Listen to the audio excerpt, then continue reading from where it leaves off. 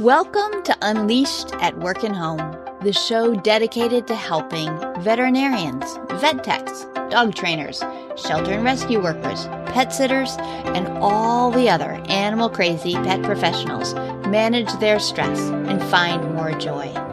I'm your host, Colleen Pilar, and I'm thrilled you're here with us today. Make sure you hit the subscribe button on your favorite app so that you won't miss a single episode. This episode is brought to you by our free community, the Circle of Resilient and Thriving Pet Professionals. If you like the ideas shared here, then you're invited to continue the conversation with other lifelong learners in the community. You can find out more at colleenpilar.com. It's the perfect place for you to learn cool stuff, feel good, and take action to create the life you love. Come join us. Welcome back to Unleashed at Work and Home. My guest today is Kristina Bryte of Bright Paws, and I'm so glad to be talking to her today. Welcome, Kristina. Thank you. It's so nice to be here. Happy to have you. I often start these shows with just sort of this exploration of how people fall into the field. And of course, there's a whole variety of pet professionals out there. So why don't you start with telling us what kind of pet professional you are, what do you do, and what the services are you offer. And then from there, I'll back you up and we'll figure out how it turned out that this is what you do. Okay. So I am a certified professional dog trainer, CPD TKA, and I also do dog walking, dog sitting, pet sitting for my clients. And my focus, what I really love to do is the family paws stuff from the fabulous Jen Shryock. And I really just love working more of the behavioral aspect than the actual sit, stay, come. Really interesting. And Family Paws, for anyone who doesn't know that, specializes in family related situations. So dogs living in households with children. So you do the training and you do pet sitting and some walking as well. But your particular interest is in the behavior piece, the why of what's happening kind of stuff, of like figuring out what's going on and how to make things easier and better for the family. Yes. I really love looking at the family as a whole and seeing what everyone's individual needs are, what their individual strengths and I don't like to say weaknesses, but where something might not be in their wheelhouse. Yeah. So to speak. And then kind of like taking the whole picture and then bringing everything together to the Venn diagram where the things, they overlap to where everyone can live harmoniously together. Did that make sense? Yes, it did. Harmoniously together. That's just like the goal, isn't it? Like that's all we really want. Yeah. Is for everyone to live harmoniously together. Yeah. And I really want everyone I want to honor everyone's unique personalities. That's been such a big piece for me in my work now. It was definitely a piece for me in my work as a trainer. The unique personalities, and that what's right for one family isn't right for another, what's right for one individual isn't right for another. But that piece of honoring everyone's unique personalities, has that always been important to you? Yes. When did you first notice that in your life? I think consciously the person, it's an animal, but to me, she's a person that taught me the most about that is my horse, Shelby. And Shelby has taught me so much about emotions, about, just processing emotions. And also, she's an Arabian. And so as an Arabian mare, people who are in the horse field will know a lot of times I say Arabian mare and people will roll their eyes and go, oh, okay. She's incredibly sensitive, very smart. And extremely personable as well. And she's a pistol, but she also is such a cuddly bear. Um, she's so alive. She's a lot like me. And so um, she taught me a lot about, I love the fact that writing Shelby is a co-creative experience. And that's my approach. She was the one that really helped me see, yes, that is my approach to life. It has always been my approach to life with the animals in my life and with the people. I'm not somebody who wants the uniform cookie cutter. I firmly believe that we all need to have manners. We all need to be respectful of each other. And that especially the animals in our lives, if we are the human guardians of them, I love what Kim Brophy says about how they are our dependents. Mm-hmm. And so it is our job. I firmly believe that it is our job to teach them the rules of the world that we live in so that they can be safe and so that they can thrive, because our world is totally bizarre to them. Yeah. And arbitrary. And we need to be kind yet firm guides in that world and protective of them. And we need to help them. We need to set them up to succeed. And my horse was never, when I first got her, she had been, so I've had her for, goodness, 19 years now. And the trainer that I got her from, she was 5, I think, when she got her. And it was at an auction. And she said that the dog food company was bidding on her as well. So the trainer was like, I cannot let this beautiful horse go to the dog food company. So she got her and she started her, and she did a really good job with her. And this trainer also had a bunch of other horses. And I think there was some mental health issues going on with the trainer herself. So she would, when she was on, she was amazing and she was on, but when she was off, the horses would just sit for weeks on end. Mm. And so my horse she was pregnant when I got her and she barely got out. She didn't get a lot of attention, and she's so personable and interactive and smart. And so when I got her, I knew that what she really needed the most was, number one, she had never really been anyone's special girl. Mm-hmm. And so I knew that just the way she is, I wanted to give that to her because I know she was fabulous. And also that she needed just consistency with boundaries, because, she was bratty. And some people might take offense to me saying that she was bratty, but I don't mean it in an offensive way. But yeah, she was bratty. And I just knew that consistency with letting her know, I respect you and you respect me. And this is how we do it. And she is extraordinary now. And people that knew her before I got her, they're like, she's a completely different horse. And I also knew that I never wanted to change the Shelbiness of Shelby, like, because she's a pistol and I love it. She cracks me up. Never wanted to change the Shelbiness of Shelby. And earlier you described her as so alive. Yes. And that you found that riding with her was a co-created experience. Co-creative, yeah. So what is that aliveness like for you when you can feel it and it's a co-creation that way? Oh, it's so joyful. I love it. I love it. That's what I want to bring to the families that I work with.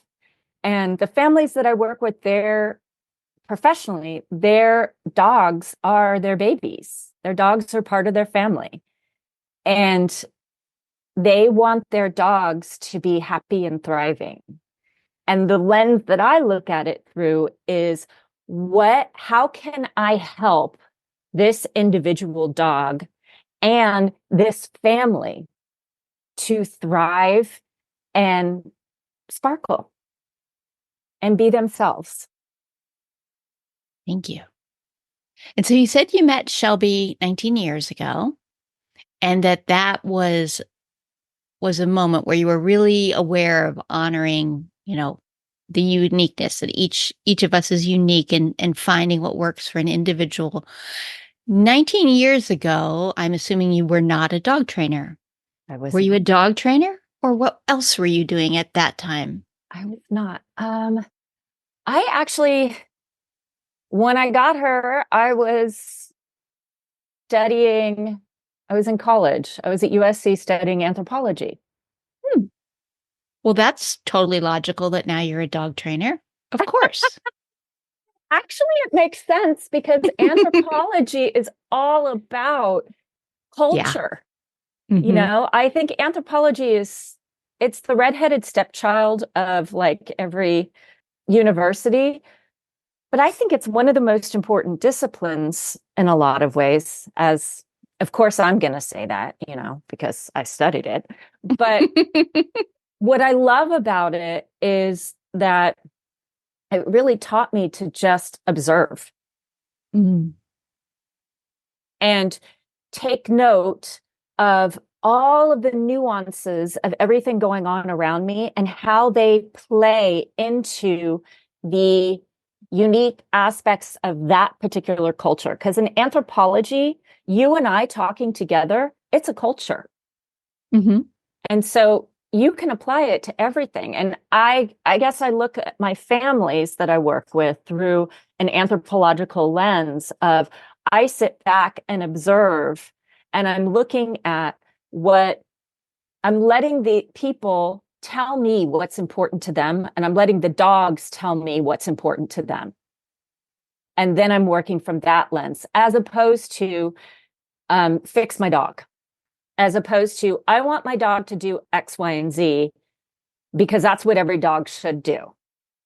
I like how you just phrased that you're sitting back and observing and letting everyone in the family system tell you what's important to them. And then moving from there. Like once you've gathered that information of what's important to each of them and how the culture is in this home, in this family, in this environment, how to move forward in a way that is honoring everyone's unique personalities and strengths, and also what matters. Is that a skill that you think everyone needs to have as a dog trainer? No, I know that there are much better dog trainers than me out there. I have a dear friend who is a fabulous dog trainer. I'm good. I'm not fabulous and brilliantly gifted at it. Where my gift lies is being able to see the strengths and the personalities of the individuals in front of me, and then creating a plan. I'm very much an interspecies therapist. And I'm in graduate school right now, and I'm getting my master's in clinical psychology. So, I mean, it's just, I feel like I'm stumbling all over my words because for me, this is such intuitive work. And the conversation that I'm having with the dog is more of like a limbic system conversation. It's very intuitive. Working with horses. So I've been riding horses since I was 4.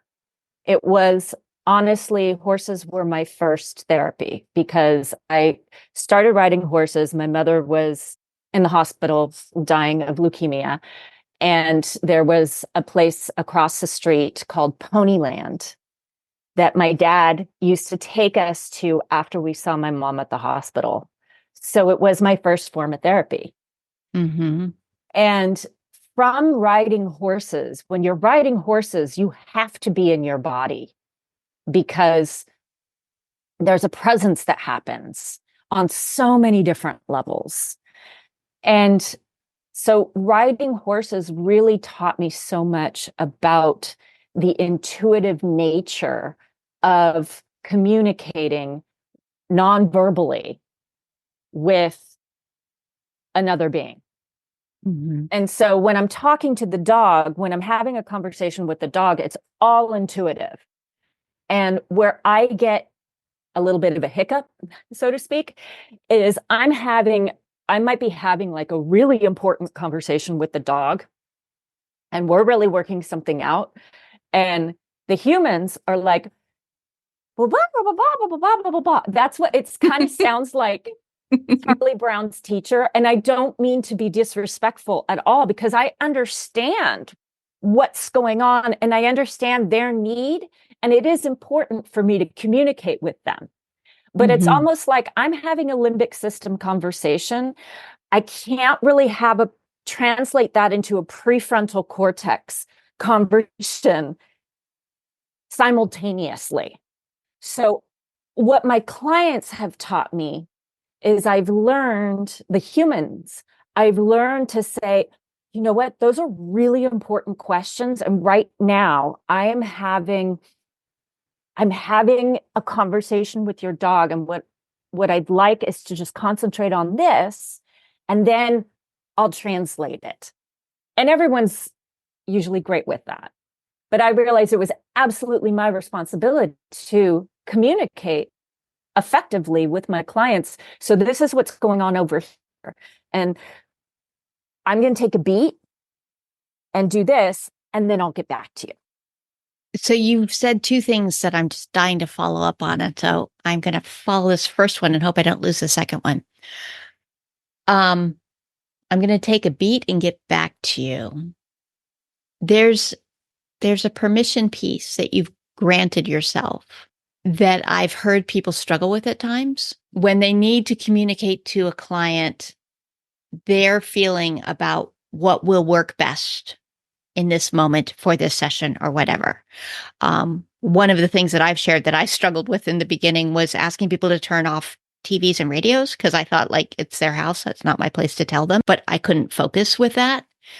And I also have had the experience that you just shared of being like so connected with what I was observing with the animal that the people talking to me was a distraction that I was both trying to attend to because I cared what they were saying and because they were paying for my services. And also a piece where I was like, hold that thought. But it felt rude to say so. So when you said, that it's your job to orchestrate this and to just say, I'm going to take a beat and have this conversation with your dog first, and then I'll answer all of your questions. What is the piece that is helpful for people to know and hold when they're doing that, to know that they're not actually being rude by setting this priority and communicating it clearly? Well, I can't say for everyone, but I can say for me, I think I have always been I was born and raised in Southern California. And when I moved to New York City, I was like, oh my God, these are my people, because I am a person who is very straightforward. What you see is what you get with me. And so I really value clear, concise, and transparent communication. That doesn't mean that there aren't things that I choose to keep to myself because I don't think it would be helpful in the situation. But I feel like it's a matter of my integrity to bring that to my clients, because I feel like that is what they're paying me for. So for me to split my attention, I'm not able to be fully present for my job. Mm-hmm. So it's up to me, knowing how I work. It's up to me to set the boundaries that I need to set in order for me to be the most effective. And I also find that my clients are very respectful of that. Personally, I think that most people are very respectful of direct, kind communication. Mm-hmm. Yeah, there is a real beauty to it, because you can trust what you've heard when someone has been consistently kind and clear and direct with you. You said clear, concise, and transparent. Mhm. Like you say what you mean and you mean what you say, and there's a real faith that can come from that when you know that this person will be straight with you. Yeah, and I think it's also coming from the heart too. Mm-hmm. Um, so now I'm going to get a little controversial. Okay. Feel like our community sometimes is lacking that component, not because there isn't heart there, but I think that a lot of times in the translation of the communication with the clients, there can be a lot of frustration on the part of the trainer. That I hear that when I go on forums and whatever. Mm-hmm. And that's challenging for me, honestly, Mm-hmm. because everyone's doing their best. They wouldn't be hiring us if they weren't. Right. And I think it's our responsibility, if we are not connecting with a client, it's our responsibility to be like, you know what? I don't know if I'm the right trainer for you here. Because fact of the matter is, that's not our dog. Mm-hmm. So we do what we can, but I think it's so important to have respect for all parties involved. Yeah. And to really recognize that people really are trying, and they Absolutely. don't they don't always do things the way we'd like them to, um, in anything ever across the board. but um, but the fact is they are trying and they do care. And like you said, I love that. The reason you're even there is because they cared enough to make an appointment. So Absolutely. that alone is a pretty significant indicator of an attempt. And they will still fall short sometimes from our definition of what we would have liked to have seen. And that is where the real pain in this career often comes, is that gap between what we would have liked for this animal and what we know is the reality for the animal. But by focusing on the piece that we can control, and of course by meeting everyone where they are and treating them with kindness and respect, that increases all the odds of improving everything. Um, but still no magic wands. Mm-mm. It is a really important piece, and I think that when we hear people talking about it in ways that don't acknowledge the heart, to me it always sounds like that person's protecting their own heart. That Absolutely. it's their own way of showing up, of just like, it hurts so much to feel this way that it's easier to feel anger or frustration than it is to feel grief or heartbreak or sadness or disappointment or any of those pieces. It's a tough thing. It's a tough career. And hence she's going into therapy. So she's well suited for that. But I want to go back to another thing that you said that I think is so brilliant. I would like you to say it like 800 times because it matters. You said, when you were describing your work, you said, I'm good. I'm not fabulous at it, but I'm good. And that, like, if we could all just believe that, like, I'm good. I don't have to be fabulous at it. I don't have to be perfect. I don't have to be the best. I don't have to be the one who's innovating with change. I just have to know I'm good. I'm good at what I do. I care about it. It matters. There's something so empowering about being able to say, I'm good at this. One of my clients just recently had sort of a revelation where she was just like, I actually know this stuff and I know way more than my clients do. So I'm actually helpful. Because she was so busy comparing herself to her imaginings of what other trainers might know or do. She was missing the piece about she really knows a lot more than her clients do, and that she's helpful and she's good at it. So it's a while back in our conversation, so I'm not sure you can access it, but I'm curious, what did it feel like for you to be able to go, I'm good? And to say, I'm not fabulous at it, with a level of like acceptance and compassion. Like there's no judgment there. There was no like, I'm supposed to be fabulous. No, I'm good at this. And my strengths are, and then you went into what your strengths were, but to see that part. What does that feel like for you when you have that knowing?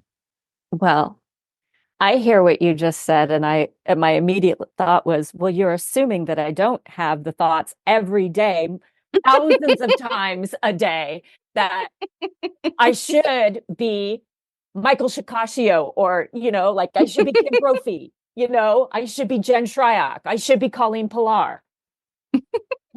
I have those thoughts very much. Every time I'm going to go see a client, I want to cancel because I'm like, I'm not good enough. And then I go and I show up and I do what I love to do, which is connect. I am such a connector. Like to me, it is the juice of life. It's my fuel. And I don't mean that in a narcissistic way, but I mean like, but I mean like, I really am so curious about people and animals. I'm so curious about what makes beings tick. Mm-hmm. But I know that about myself. I think that to be a solopreneur and to be effective in working with people and animals and behavior, I think we need to really know what is the thing that lights us up about it. Because like I said, my dear friend who was a brilliant dog trainer in Colorado, shout out to Christine. I am in awe of her because somebody comes to her and she automatically comes up with these amazing training scenarios. She thinks about, oh, if I do this, well, Christina, blah, blah, blah, blah. And I'm like, I would never think of that. And that's just not my wheelhouse. It's her wheelhouse. Mm-hmm. It's not mine. But I lean into my wheelhouse of, I'm so curious about what makes people tick, what makes beings tick. And so I think that's what gives me the ability to say, yeah, I'm not Christine. I'm definitely not a brilliant trainer, but I'm a good connector. And you're good. I'm good. Yeah. Yeah. I'm effective. I'm effective. And I also am really good at seeing the little pieces, all the little pieces, because I like that stuff. Some people might not. They're better at, I don't know. I mean, like my mentor here in my town, who taught me basically everything. She's amazing. And she's a much better trainer than I am. But she and I are so similar because we both have huge hearts. I mean, she is all love. And that's what I love about her. One of the many things.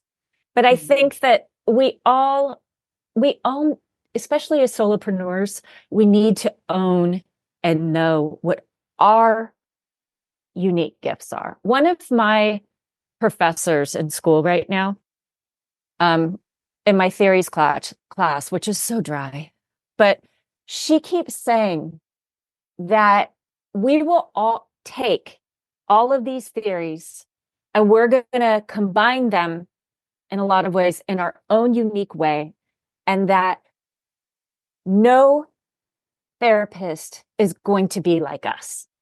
Mm-hmm. We are each so unique. Mm-hmm. And it's the same thing with dog trainers. I mean, I think the only reason why it's so important to have a really good website is just so your personality comes out, so that clients that will resonate on that level will be attracted to you, and the ones that won't. So that there's a right fit. Mm-hmm. I don't advertise very much. I need to start advertising more, as I've told Colleen many times. But like I just had somebody come to me, heard about me from next door, and she said, and then I went to your website and I really loved your website. It just spoke to me. And that made me really, really happy because that Yeah. person, she and I ended up clicking. And that's what I want.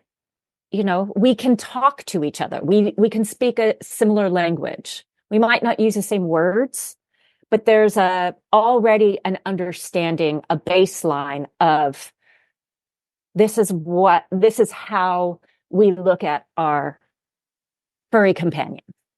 Yeah. I think that's really so important and so beautiful because we tend to be too close to our own behavior to even know what our gifts are. And your point about like lean into what lights you up and find out what lights you up about this work and recognize that it isn't the same for everyone.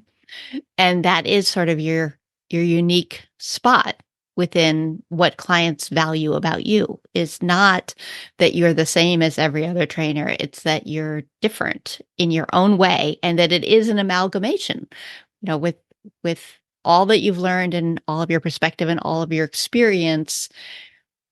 Each of us is very, very different from everyone else.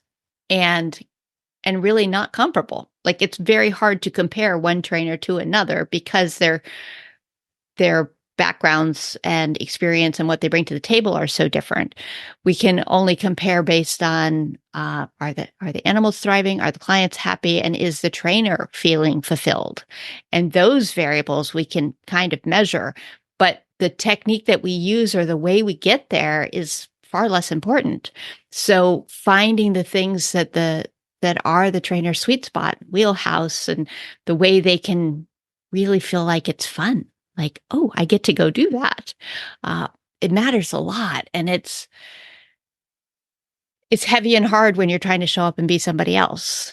And it's joyful and full of surprises when you get to go as yourself and look for the things that discover you, that light you up and that you find so great. Yeah, and I think also there's another piece that I think is really important too, and that everyone's needs change over time. So like this one that I was talking about who found me through my website, she has worked with some of the two of the top trainers in my town, and they're wonderful. They're wonderful. Mm-hmm. She came to me because her need was a little bit different now, and it had nothing to do with those other trainers. And that goes both ways of like somebody could have worked with me and enjoyed working with me. Mm-hmm. And then, a year down the line, 2 years down the line, their dog's needs changed. And so they work with someone else. Yeah. And there's nothing wrong with that. And that's not anything personal. I Mm-hmm. mean, of course, I'm going to have my own personal feelings because, I go into the room and I beat myself up and blah, blah, blah. I do my spiral, but also I also remember that I keep in the forefront of mind that I really want our industry to be supportive of each other. Mm-hmm. And I need to lead that example inside myself with that. I love that. I need to lead that example inside myself. So when you are supportive of yourself, then you can be more supportive of others because when you can be kind to yourself and see that you'll have your moments of feeling the spiral, the oh no, I'm not good enough, but also the moments of saying I am actually good and I have something to contribute. Well, and also not getting involved in like, okay, so and so went to X trainer. I have some of my pet sitting clients, like I've got this family that I just love. They're my babies. They go to the number one balance trainer in town. And I started pet sitting for them way after they've been using this trainer for years and years and years. And they came to me via pet sitting, not via training. And so when they've asked me, I have told them my experience, what perspective I come from. But you know what? I dropped the dogs off at that trainer because in my job as a pet sitter, it was not my job to cross that line so to speak, because they're not my dogs. And so what I Mm-hmm. did was there was one time where it was particularly a little bit challenging. And I called another dog training friend of mine, another positive reinforcement trainer, and we talked my emotions through, and I realized that Mm-hmm. how I can help this dog is by being um, a consistent loving base for them to come back to and build that resiliency. Because I also knew that that training wasn't going to it wasn't going to go on forever. And it's not like they were abusing the dog or whatever. I could just see a lot of stress in the dog. So Mm-hmm. we as positive reinforcement trainers have a unique perspective on resiliency and how to help animals with resiliency. And so I decided that's the best thing I can do is help to fortify him. Yeah, resilience is such an important concept, and it sounds very highbrow, but the things that actually lead to resilience tend to be really specific and small actions and thoughts and ways of being. I always like to ask my guests about words that have meaning to them. And the words you shared with me are, it is what it is. I'm curious to know, well, first off, does that tie in any way to resilience for you? And then secondly, how did that phrase come into your life and why is it It important? absolutely ties into resilience for me because I have kind of like been, you know, hard on my sleeve, social justice warrior. This is not right, blah, blah, blah, blah. I feel like I'm constitutionally incapable in a lot of ways of keeping my mouth shut when I see something is off. And so I've had to really train myself. It is what it is that's not my business. And it is what it is. What can I do? How can I be effective? Instead of carrying Mm-hmm. everything with me. And then, like, I had so many health issues due to stress. So I grew up in a very, very traumatic and stressful environment that looked perfect and stunning on the outside, but on the inside, behind Mm-hmm. closed doors. And so, is what it is to me takes the pressure off of me feeling like I need to save everything. It allows you to be more specific. It allows me to be strategic, and that actually allows me to be more effective. And it also allows me to um, have a lot more self care. And it goes back to that example of uh, my big dogs, that it is what it is, meaning they did not hire me in a training capacity. They've asked me what my beliefs are, and they've decided for their family that over here, that's how they want to go. And it's not an ethical issue necessarily. It's just, I have to accept that. It is what it is. What's my role here? And how can I help build resiliency in these amazing creatures? And just I let them be themselves and I have so much fun with them. We all have so much fun. They come to me and they've got huge smiles on their faces and I'm constantly cackling because they're hilarious. I just love them so much and I get to spend a lot of time with them and I get paid well for it and it's amazing. Yeah. Yeah, I can see it just lights you up to be with them. Which that's what we're all looking for. It's like, what are the parts that light us up? What are the parts that bring us joy? Um, so a final question here, just because I think it feels relevant at times. You are becoming a therapist, and it is a common refrain among pet professionals. I'm not a therapist. I can't solve their problems. I'm here for the dog. Um, as someone who is really aware that there is a difference between these roles, but that there's also overlap. What tips do you have for anyone out there who it isn't their passion to become a therapist and they don't want to become a therapist, but they want to manage that pressure that comes sometimes? I don't know how to answer that in a way because I mean, because each person listening to this is unique and they have their own unique challenges and they have their own unique strengths. So I have to preface it with that. I am not a person that makes blanket statements towards everyone. Again, I go in and I like to see who each individual is and then go in. But I think a lot of people think that therapy is for fixing humans. That's no. What therapy does is the whole point of it is to kind of like build resilience and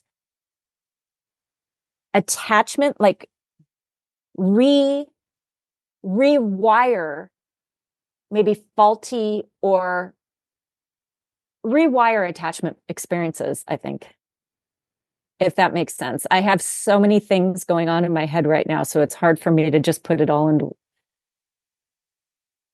Yeah, I knew it was sort of a hot button to throw at you at the end. I just thought it was sort of curious since it's such a common thing for people to say. I'm But not a you're not therapist. fixing. Therapists So don't fix. And I think I that know. is the misconception. And I think that our clients too put us in that role of just fix my dog. But the problem, Hmm. one of the reasons why I'm going into therapy is because number one, I'm all about connection. And like I said, I know that I'm not the best trainer in the world. Um, I'm good. I'm not, that's not where my gift lies. Number two, I want to be in a regulated industry, coming from an unregulated industry and coming from an industry. So what I like about therapy is that there are cultural norms of understanding, baseline norms of understanding. Like, you know that you're not going to go to one therapy session and then be cured. You know that it's going to be a process. You know that it's 50 minutes, baseline, if you're private paying, it's the baseline is this. And I feel like in dog training, the one of the most stressful things for me about dog training is educating my clients on, this is the level, this is the standard. I can't fix your dog in 2 sessions. This is going to take longer. And I am a professional, and therefore, these are my rates. And then justifying that, that to me is the stressful part. Hmm. So it's the same thing. We as dog trainers know that we can't fix the dog. So it's the same thing that applies to the people.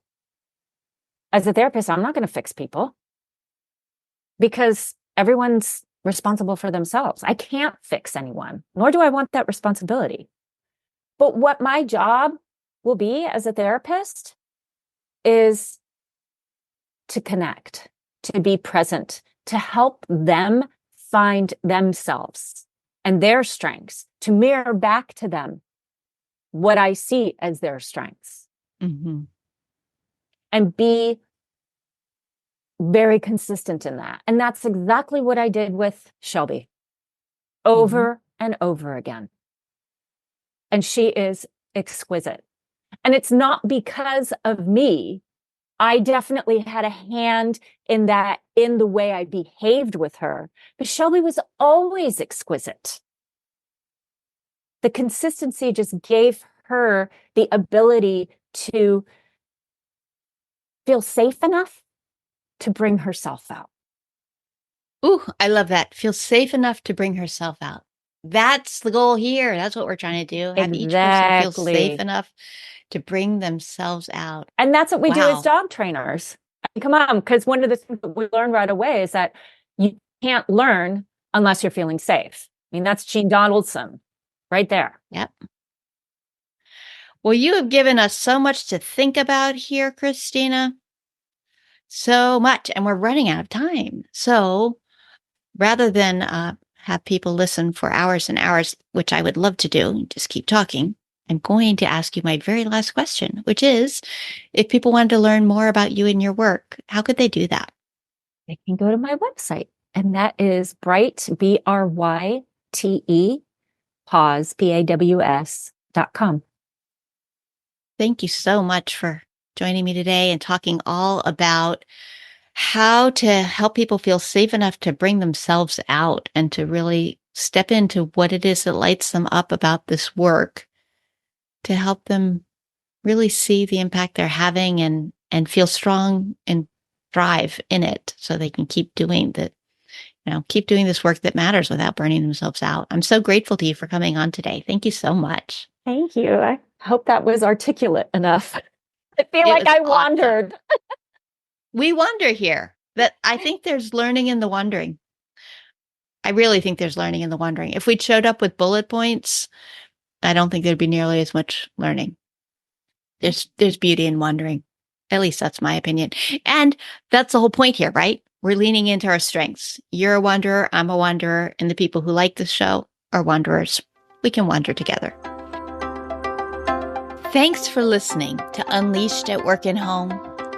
I invite you to come learn more at colleenpilar.com, where you can be steady, be strong, and be long.